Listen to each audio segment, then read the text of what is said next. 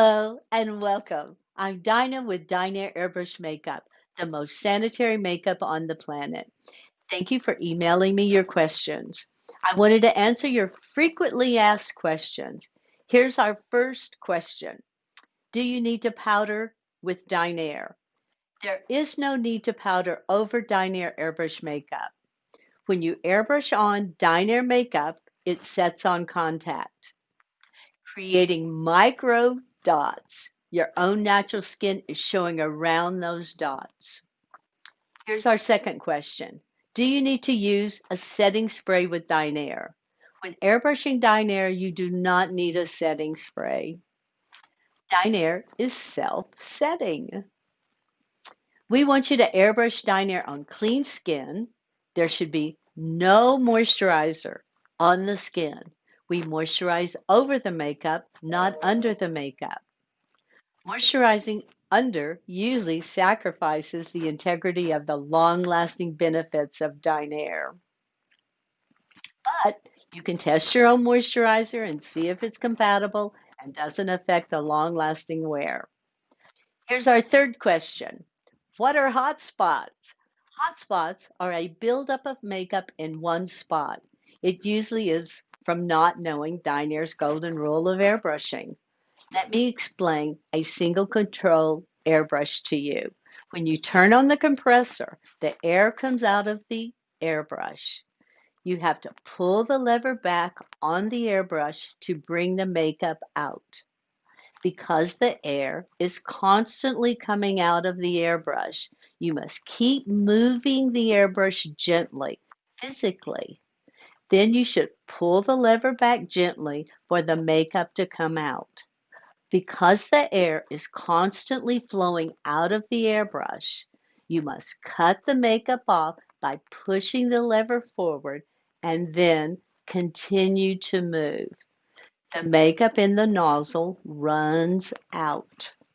You won't have hot spots, and you have the right distance. Approximately 6 inches away from your skin, you will look flawless. Distance is your friend. Here's our fourth question. What are the benefits of using camouflage neutralizer? I use camouflage neutralizer in my makeup every day. I need a little more coverage in certain areas, and it gives me that extra coverage that I need. And it lasts all day. It has a little cosmetic alcohol in the formula. Also, it can help to balance out acne-prone skin.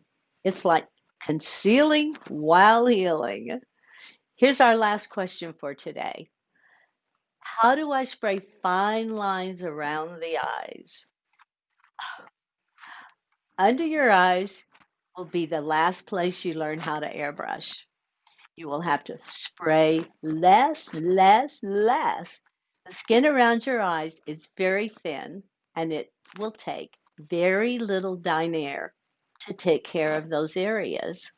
You will gently pull the natural folds and squint lines, spray in the direction of that line, and spray very sparse.